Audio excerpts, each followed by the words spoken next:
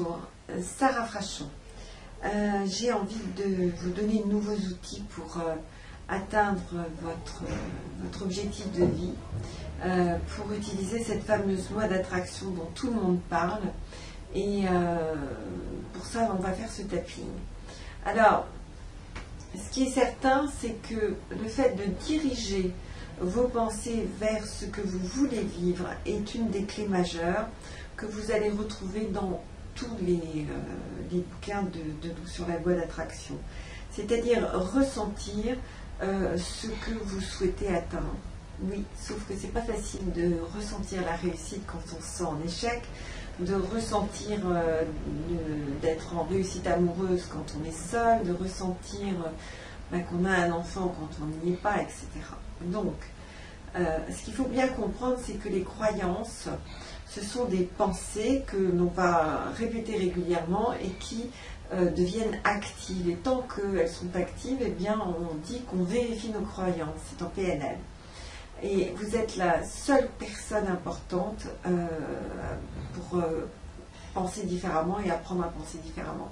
Donc, vous avez absolument besoin de vous. Ça, c'est une excellente nouvelle parce qu'en même temps, ça veut dire que vous avez beaucoup plus de maîtrise que vous n'imaginez, en particulier si vous êtes en difficulté aujourd'hui dans votre vie ou en souffrance. Votre pensée crée la réalité et c'est là-dessus qu'on va beaucoup travailler, en particulier sur la légende de vie personnelle. Cette légende de vie personnelle, aujourd'hui, je la travaille beaucoup en consultation. C'est comment vous décrivez votre vie. Écoutez bien car c'est très important. Cette légende de vie personnelle, c'est la façon dont vous allez raconter quelque chose qui s'est passé dans votre vie. C'est donc passé. Et c'est parce que c'est passé que vous allez vous définir de cette façon. J'ai eu à une époque de ma vie de très très graves problèmes de dos qui m'ont laissé en grande difficulté pendant une dizaine d'années. Si je dis j'ai vécu la paralysie et ça a été terrible, horrible, alors vous allez vous mettre en pitié en disant oh là là, la pauvre, c'est épouvantable. Et je vais moi-même me mettre en pitié vis-à-vis de moi en me disant oh là là, c'est dur ce que j'ai vécu et repartir dans un circuit interne. Si je vous dis c'est vrai que j'ai connu quelques difficultés, j'ai eu de gros problèmes de dos et à la suite de ça, je suis devenue très sportive. Je vous raconte la même histoire, mais je ne la raconte pas du tout de la même façon. Si un homme d'une cinquantaine d'années rentre pour dans une histoire pour la première fois de sa vie à 50 ans, ou pratiquement, et dit dans ma vie, j'ai grandi, j'étais un petit peu lent dans certaines compréhensions émotionnelles, j'ai eu beaucoup d'histoires. Toutes ces histoires finalement m'ont permis d'arriver à celle que j'ai aujourd'hui et de m'engager. C'est très différent que si vous dites écoutez, voilà, j'ai 49 ans et jamais été mariée, j'ai pas d'enfant. Vous n'allez pas du tout entendre la même chose. Donc ce que je veux que vous fassiez, c'est prendre les différents secteurs de votre vie, dans votre vie personnelle, votre vie familiale, comment vous racontez votre vie familiale. Si vous dites j'ai été une enfant maltraitée, ça a été vraiment très difficile, ou si vous dites que c'était compliqué chez moi à la maison, mais ça m'a permis de définir vraiment comment j'avais envie d'être parent dans ma vie d'adulte. Vous dites la même chose, mais vous ne le dites pas de la même façon. Et ce que je voudrais, c'est que dans chacun des secteurs de votre vie, la vie professionnelle, votre vie amoureuse, votre vie familiale, peut-être votre vie relationnelle, vous définissiez comment vous allez raconter l'histoire de votre vie. Et cette définition étant atteinte, vous pouvez me l'envoyer par mail, je vous la corrige, je vous la renvoie, c'est gratuit. Et je vais vous dire, ok, c'est bon ou pas du tout, non, il faut le retravailler de telle façon. Parce que c'est pas si simple, on a du mal à abandonner notre souffrance, on a du mal à ne plus s'en gargariser, comme si notre étiquette, comme si notre importance provenait de notre souffrance. Alors vous, moi, tout le monde, on en est tous là. Je vous assure que quand j'ai dû abandonner dans ma version de ma vie que j'avais été paralysée, pour dire que j'avais eu des gros problèmes de dos et que j'étais devenue sportive.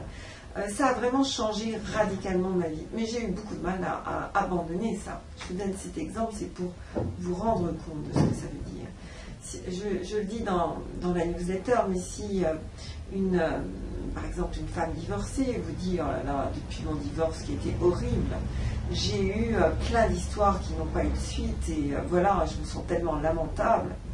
Ou si elle vous dit j'ai divorcé et puis ma priorité a été mes enfants, aujourd'hui ils sont grands et je me sens prête pour une nouvelle vie, vous dites la même chose, mais vous ne dites pas de la même façon. La conséquence de la façon dont vous allez vous voir et des comportements que vous allez mettre en place pour vous-même et la façon dont les gens vont vous voir va être aussi différente, que vous allez créer des opportunités, des comportements d'une croyance nouvelle qui vont entraîner une nouvelle vie.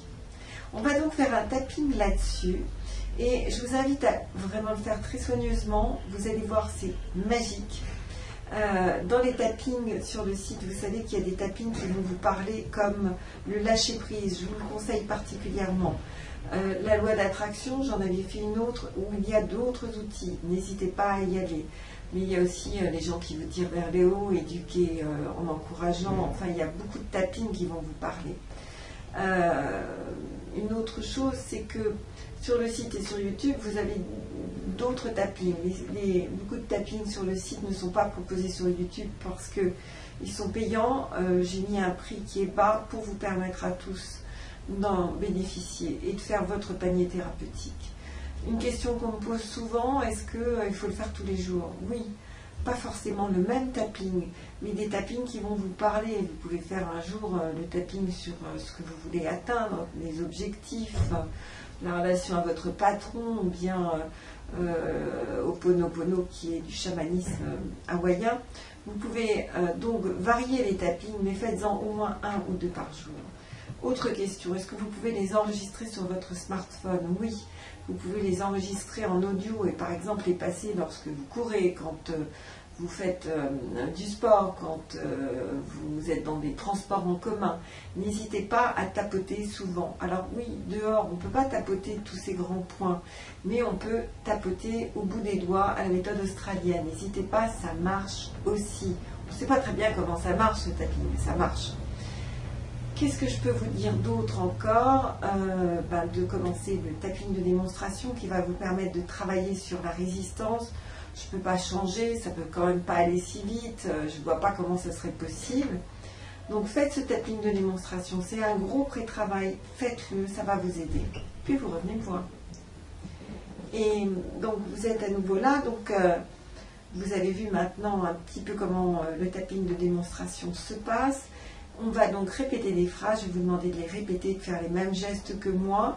Ces phrases vont vous parler plus ou moins, certaines vont vous sembler, vous allez avoir l'impression que vous me les avez dites juste avant la séance. D'autres vont vous sembler plus lointaines, comme quand on travaille en groupe. Ça n'a pas d'importance. Répétez bien ces phrases, c'est autant de facettes que vous allez traiter du même sujet. Alors, vous allez noter sur une feuille de 10 à 1, 10, 10, c'est...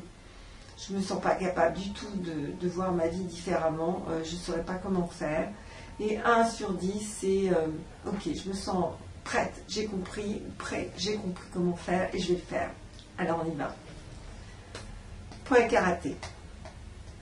Même si c'est compliqué pour moi de raconter ma vie en l'optimisant, j'ai vraiment l'impression que je vais la falsifier, que je vais raconter des histoires, que c'est plus ma réalité. Je m'accepte complètement et profondément.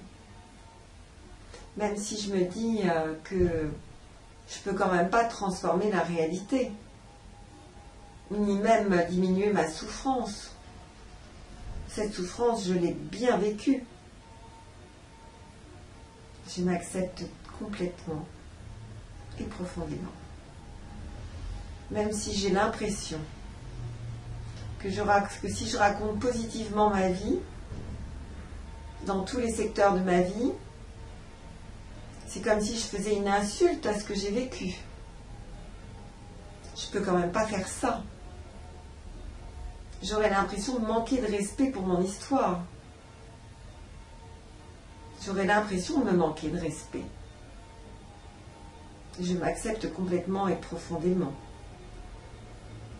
Même si je me dis, mais attends, il y a tellement de gens qui me connaissent sous un angle.